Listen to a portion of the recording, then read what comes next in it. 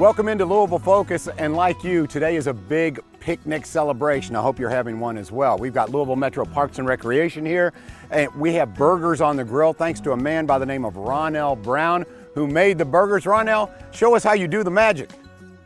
This meal I'm about to prepare are some burgers that we used to do at the Louisville Fire Department. We had to cook every third day, and this is one of the fast meals that I was able to prepare for the guys and gals at the fire department. What we having today is burgers. We having good ground beef, and you need to have a package of ground beef, as you know. Open this up. And it's always good to make sure that your meat is fresh and cold. And we're gonna use this bowl here to throw our burger in. Like it cold, and then you just would like to break it up in your bowl, and you take red peppers and you just mix it up like this. Make sure it gets inside of all of the meat. So I'm adding me some onions. Onions make everything taste good. You just need these onions in here, like that. Now, it's time for my green pepper. Just gonna do this. And I know some chefs will probably say, I'm not cutting my peppers right, but that's okay. I'm not a chef. We're gonna knead these in a little bit. You can season your meat with whatever type of seasoning you like, but today we're gonna use salt and pepper.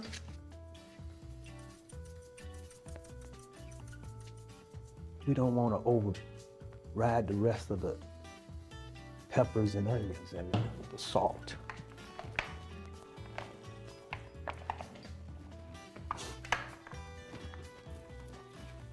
Oh, that looks good. So we'll make them about this size. We'll make them about that size there. Put that baby on there. Take this, put that there. You take your plate and you smash it. Like so. Pull that off. Pull that off, and voila. These are the Ronell burgers. Hope you enjoy.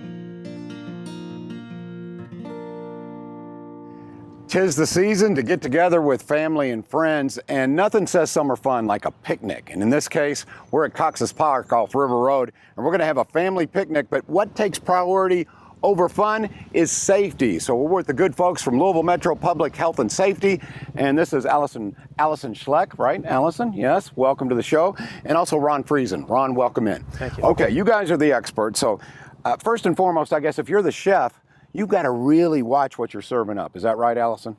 Yes, a lot of picnicking is preparation. So we want to, as much as you can do at home is great in the safety of your own kitchen with all your hand washing and all of that kind of stuff, but what we mainly want to focus on is keeping our food safe and cold. You want a clean cooler with plenty of ice to store your meats and your vegetables, and you want to ensure that you're keeping the raw food separate from the ready-to-eat food as well. Okay, now curious, so what's the reason for that? You're saying the raw from the ready-to-eat. Is there just a bad chemistry kind of combination that speaks to bacteria, or what is the reason for that, Allison? Yes, John.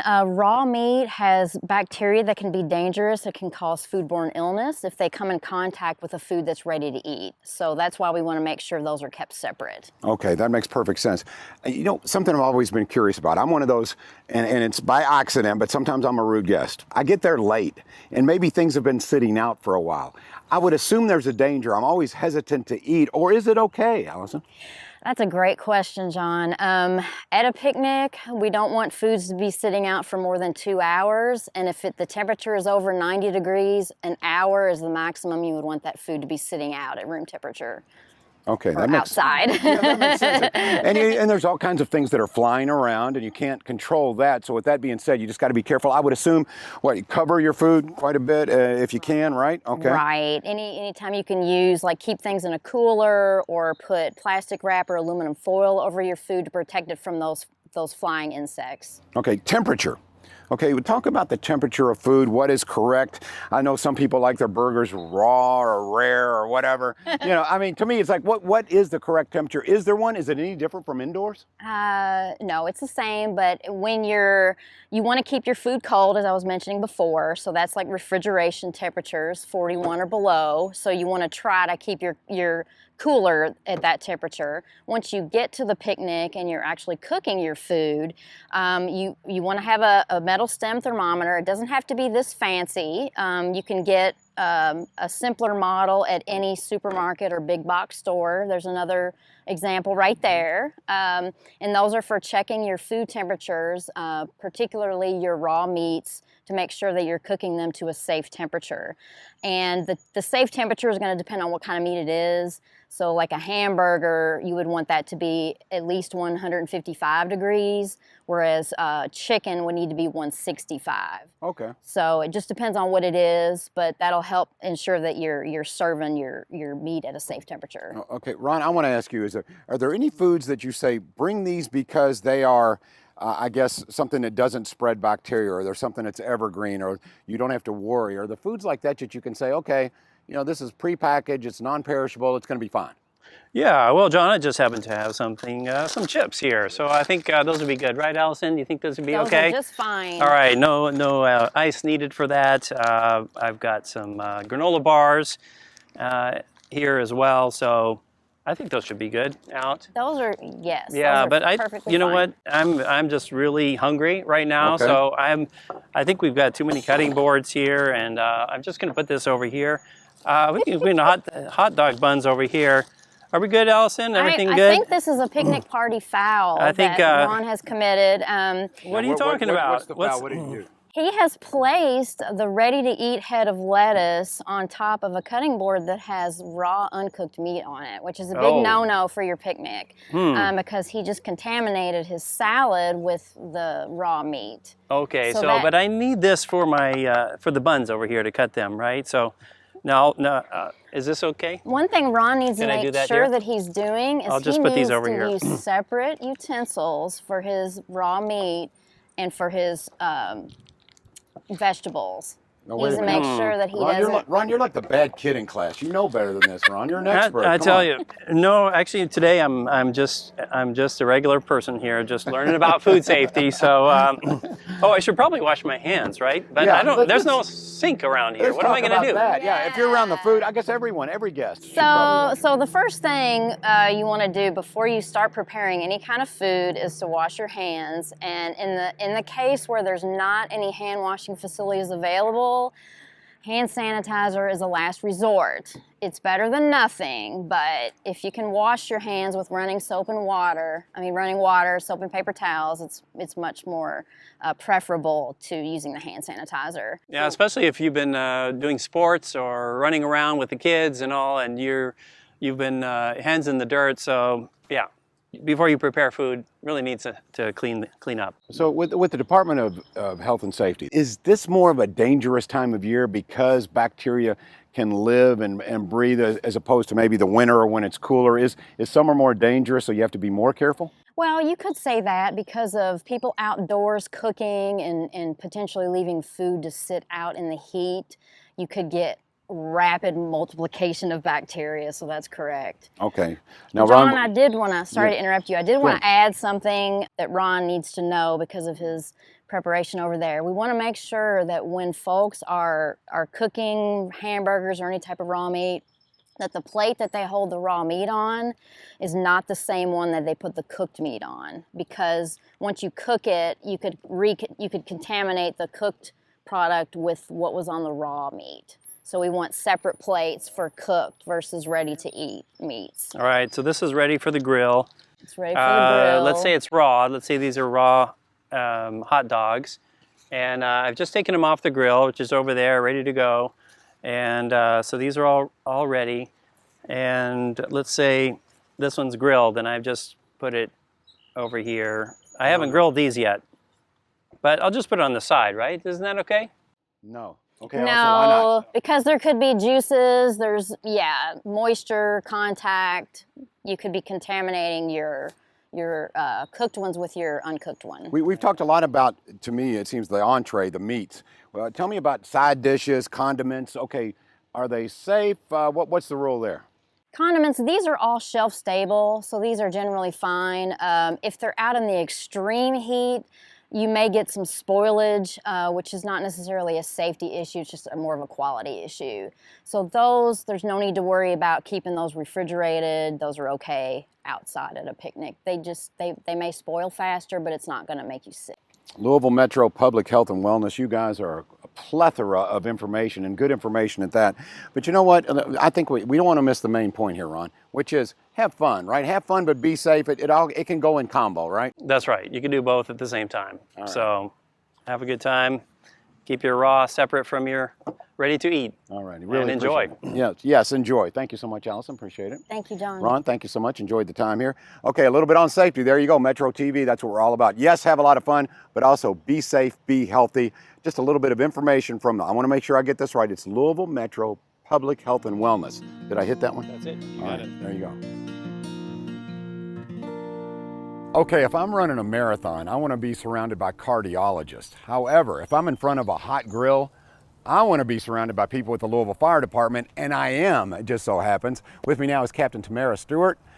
Captain, welcome back to the show. Appreciate you coming back. Thanks for having me. And who is your partner back here on the grill? So this is firefighter Austin Whitman. He and I actually are assigned together at Engine 19 on 1st Platoon. So I decided to bring him out here with me today, and we at the firehouse we take turns cooking. So he offered to cook today. All right, well, we appreciate that, and you know what you're doing when it comes to safety. So let's talk a little bit about this. Don't get me wrong, it's fun, and you want to be a captain on the grill. Safety first, right? Absolutely. So just remember, if you're cooking on, anytime you've got a grill going, especially, always use your grill outside. So never use anything indoors that's propane or charcoal. We need to do that outside, so first and foremost. Secondly, leave it at least 3 feet around your grill, free of pets or children, or you don't want it up close to the side of your house or anything. So give 3 feet, because even just standing, I'm probably, maybe we're 2 feet from this grill, and the heat that's radiating off of this, we can feel that where we are. So if you had this grill pushed up to the side of your house and you have vinyl siding, it doesn't take long, and then you might notice that vinyl siding starting to melt a little bit. The worst case scenario is you get some kind of heat transfer, and now you've got a structure fire because it started from your grill. So always pull your grills out. Be far away from a building or a deck or a railing. Don't grill on a wooden deck, because if one of these charcoals falls down, now you've got a wooden deck. Now you have a deck on fire, and that's just asking for trouble. So really be conscious around your surroundings, and even just overhead branches. Make sure they're not too close. If you're outside where we are at a park today, make sure that branch isn't down too low that could get up in our cooking fire or anything like that. This is good information. Much of it seems like common sense, but you added a few notes there. I'm curious. Does the fire department get calls when someone is out grilling and there are fires? Yes, no question about Absolutely. it, right? So Absolutely. You would think, hey, you should know that. Of course you know that, but sometimes I do think people just forget. You Sure. get that too close to anything that's flammable and it's trouble. Sure. And remember, if you live in an apartment complex, you shouldn't be grilling on your patio, because again, it doesn't take long or just a split second that fire can get into if you've got a balcony above your head, or if you have wooden decks. So if you're gonna grill, if you live in an apartment complex, go find the yard area, or find a park where they have grills installed for you to use. So just really, it doesn't take more than a second for a disaster. So never leave your grill unattended, because that's another thing. You just think, oh, I forgot the mustard, I'm gonna go inside real quick. Don't even turn your back on it for a second. If you bring all your stuff with you, have it out there, or send someone to go fetch it for you. If you're using a propane tank for your gas grill, remember, don't turn on the gas and leave it closed and then open it up and light it, because that gas is collected in there and you have a little bit of a fireball. You don't need that. So have your grill open, turn on your gas, and then light it. When you're using a charcoal for a charcoal grill, if you're going to use lighter fluid, always use charcoal starter fluid. Don't use anything else that's not designed for charcoal. You make your pile of charcoal first, add no more than 1/4 cup of charcoal fluid per pound of charcoal. So you don't need a lot. Then you light your charcoal, and then after that, don't add any more lighter fluid. You don't want to stand here and squirt because you don't want that coming back at you. So it's tempting sometimes to just put a bunch of fluid on it. You don't need all that. Buy a high quality charcoal that's gonna do its job well. Give it time, get those nice coals going, and you'll be cooking in no time. I want you to remind me real quick, because I saw, it was a story on ESPN about a couple of football players, intelligent guys, but they were in front of a propane tank and lit it incorrectly and actually burned their face to where he missed a game, and it took a long time. Some skin grafting was involved and all that. So again, you explained it, but again, tell me the steps in lighting a propane tank, because I do think sometimes it can get confusing. It's like, wait a minute, what do I do here? What do I turn on first? How does it work? Sure. So depending on the type of grill that you have, if you have a propane tank, one thing when you're using it for the first time this season, we encourage you to check it for leaks first. The way you do that, just get a bottle, like a spray bottle, put a little bit of soap and some water in there, make a little soapy mixture. Spray around the hose and spray that valve area. If you see little bubbles, that means you might have a leak. Or if you turn on that propane tank and you smell the rotten egg smell. So propane actually does not have an odor, but the people that bottled this for us, they add they gave it mercaptan. some, Yes. yes. So if you smell rotten eggs or skunky smell, that means you might have a leak. So turn everything off, don't light anything, and take it to get serviced. So don't run the risk on that, but check your grill, check your propane tank and all the hoses before you get started for the season. But once you know everything's safe, you'll open your propane tank, and depending on the type of grill that you have, some have an electric starter. So you'll turn on just a little bit. You don't need a whole lot. You don't need to turn it all the way up, but open up those burners. And then if you have an electric starter, you just push that button. Or if you don't have an electric starter, we recommend use a long stemmed match, like one of those really long matches, or one of those long, electric, lighters, one of the longer things. You don't want to get your hand in there with a real short match. So keep well away. Don't get your head in there, just to you'd like to keep your eyebrows. So, keep your head out of there. So remember, just to get things started, you don't need a whole lot of fuel. You don't need to have your valves wide open. Just a little bit of gas to get that going.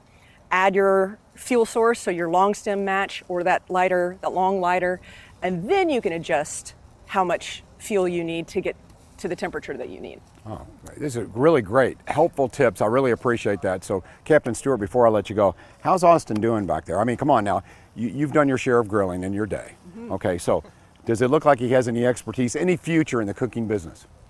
Maybe not as a chef, but as a firefighter, I promise these will all get eaten. I guarantee that. So that's what I want to hear. That's what everyone wants to hear. Again, safety is first, folks. Get out there, have fun. Have fun on the grill. Enjoy your grill, but be safe. Captain Stewart, thank you so much for your time. Thank you. All right. Once again, safety tips from the fire department right here on Metro TV.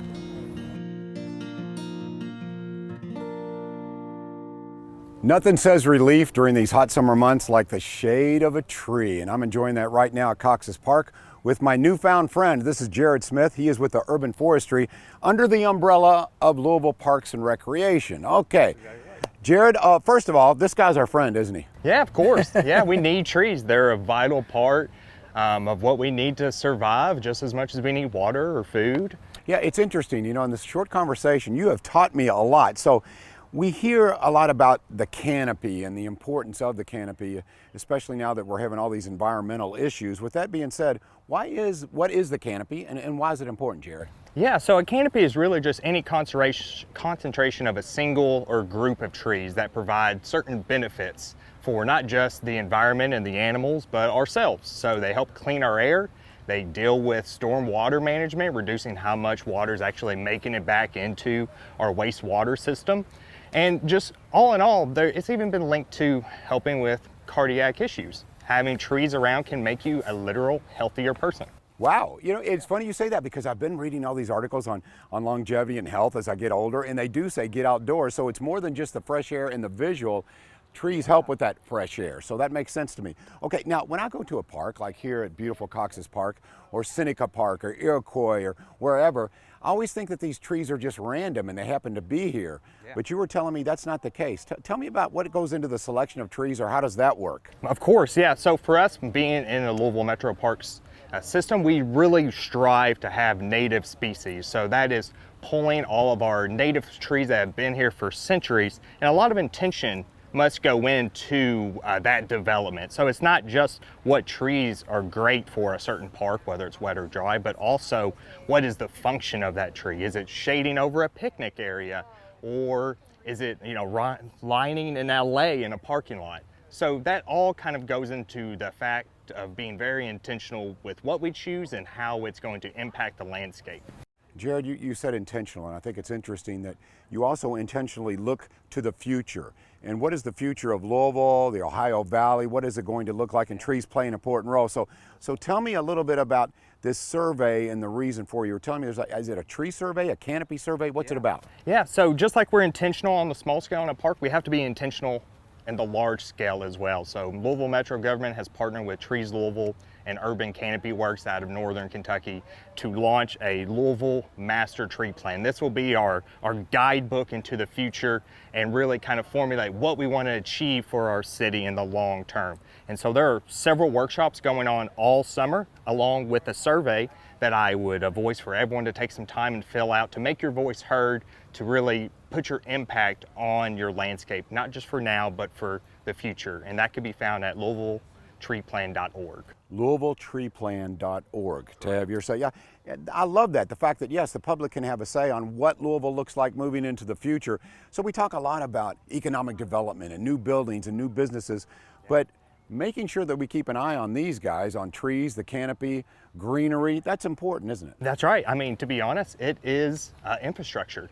And just like our roadways and our water, green infrastructure is a critical component of a healthy, vibrant city. And that pulls in economic development, that makes people happy and healthier, and that really just benefits us all. I want to give this guy some camera time because he's been so good to us. It feels so good. So what kind of tree is this, Jared? What we got here is a common hackberry. You can really easily distinguishable tree. Anyone can ID them. They have these raised bark edges, and as you look up the tree, you can kind of see them. They kind of space out a little bit, but a very easy to identify tree. And this whole cluster here is all common hackberries.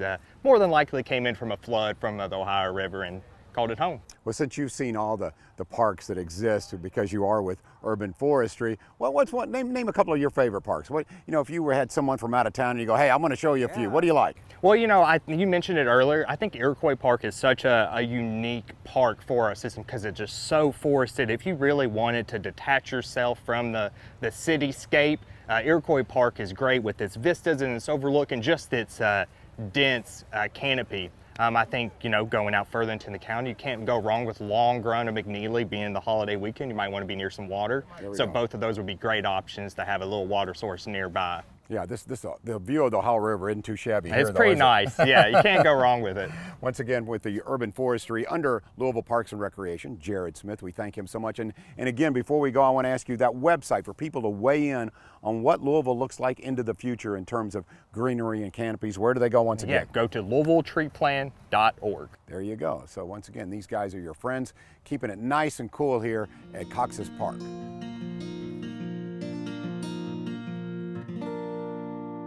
There is nothing like the joy of a picnic. It speaks to community, and it speaks to, in this case, thank you to Louisville Metro Parks and Recreation, because we've got some guys here who worked very hard, and they're enjoying a delicious meal outdoors here at Cox's Park. With me now is Jonathan Delk, and he is a parks manager.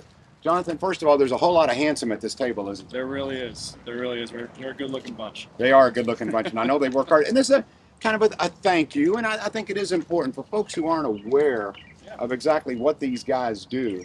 I think sometimes we take for granted how beautiful our parks are, but that's due to a lot of these folks here, right? Very much so, yeah. Now, they guys work very hard. They wear a lot of hats for us, and so you go out to the parks and you see it taken care of. You really owe all of your thanks to these guys. They do all the work. I kind of just sit back and let them do their job. They do a very good job at it. So, yeah. As parks manager, you were telling me that you oversee the parks in the northeast part Yes. Of Louisville and the county. So now off the top of my head, that would be, of course, here. Yep. Cherokee Park. What other parks does that include? Yeah, so we go as far northeast as Hayes Kennedy, out up by Prospect, and then Camp Taylor down 264 intersection with Poplar Level. That's us as well. Basically, if you think of us as inside of 264 and east of 65, that's our district. But all of Parks and Recreation work together, right? Yes. In tandem. So Yeah. what are some of the, I guess, job requirements? What are we looking to get done? And when you look at a park, you're probably seeing it differently than I do. I'm looking for, okay, where's a picnic table? Where's the shade? What do you look at? When you look at a park, what do you say? What do I need to do? Well, first thing we look at is that grass looking good, right? That's the first thing during the summer that we pay attention to. Is the grass looking good? Is there any areas that we've missed that we need to get next time around? Outside of that, restrooms, how are the restrooms looking? Is there any trash strewn about? Are the trash cans empty? Are they tidy? That kind of thing. And then once all the big basic stuff like that is taken care of, then that's when I and my supervisors can go around and see, all right, what's here that might not necessarily need to be here? Like poles that have been here for a few years because they used to have a sign on them, but we're not sure what that sign used to be. Get those poles out of the ground. Is there a pavilion that needs to be pressure washed? Let's get some of that taken care of. So that's what myself and my supervisors do, while the crew itself handles those big budget items like taking care of the grass, taking care of the restrooms, taking care of the trash. That kind of. Gotcha. So, you know, for someone like myself who's watching now and they're saying, you know, I love my parks. I'm very proud of the park system that we have here in Louisville. What can they do for you, Jonathan? Someone's enjoying a nice summer day, and don't get me wrong, you want them to have fun, but on the other hand, you know, hey, be mindful, be respectful, correct? 100%, yeah. No, the best thing that any citizen can do when they're enjoying the park is enjoy the park, have the time of your life. Our parks are great, and we love for you to use them. But if you've got a spread like this, take it with you. It's great. It's great to take it with you. That's the best thing that you can do, because day-to-day traffic on the trash cans are going to fill them up 100%. If you use the trash can, that's great. But if you have the ability to take it with you, especially in some of our neighborhood parks that might only have the one trash can, if you live nearby and you can take it home to your own trash can, that's going to be great. But at the end of the day, if you get it into the trash can, that's going to help us out a ton. Jonathan Duck, I appreciate your time here, and believe me, on behalf of myself, my family, my friends, and the folks watching Metro TV now, thank you for all that you do, and this crew here for all you do. And how do you like your burger? You like cheese, no cheese, medium rare? What do you like? Cheese, medium rare, bun, ketchup, mustard, call it a day. Sounds good. All right. All right. Well, have a seat and enjoy then. Thank you so much. Once again, Parks and Recreation, that's Jonathan Delk, and you heard him. Yes, enjoy your parks, but be respectful. Clean up around you. Hey, and the main thing is have good family fun. It can all be done in tandem. So once again, a few helpful tips for you when you visit your local parks. So I wanted to say a personal thank you to some of the folks here who work so hard to keep our parks beautiful, and it is a beautiful day. Okay, your name, sir, is? Lindsey Hearn, and I'm a park maintenance here. And? Basically, we just make sure the bathrooms are comfortable and clean as possible. I appreciate that, man, because I do enjoy my parks. Okay, so wait a minute, hot dog only? Come on, you're disappointing me, Lindsey. You deserve more than that. Is that it? Nah, you caught us right after lunch, so unfortunately we had already ate. Oh man! Oh, come on! All right. Let me grab a gentleman over here. Your name is? Hi, my name is Jose. I'm working for Metro Park and Recreation, like park worker too. I'm so happy to belong to this family. Man, I'm so glad you're here now. And how about you now? I know you had a little lunch beforehand, but water, that's it. Come on. Well, you on some kind of diet or something? You look great. Yes, I have to gain some pounds. I need to gain some weight. Yeah. Okay. Got it. I hope you don't mind that I ask. Where are you from? I'm from Cuba. Cuba. Okay. So in Spanish, can you say this is a nice day in a beautiful park? Esto es un bello parque. Okay. Thank you very much. I appreciate that. Whatever he said. Yeah, I'm all into that. But anyway, these guys are enjoying themselves. Hey, get out to one of your local parks. Right here, Cox's Park, beautiful with the river view. Thanks so much for joining us on Louisville Focus. Enjoy your summer. I hope you do. And on behalf of Metro TV, thank you for watching. I'm going to go grab a burger.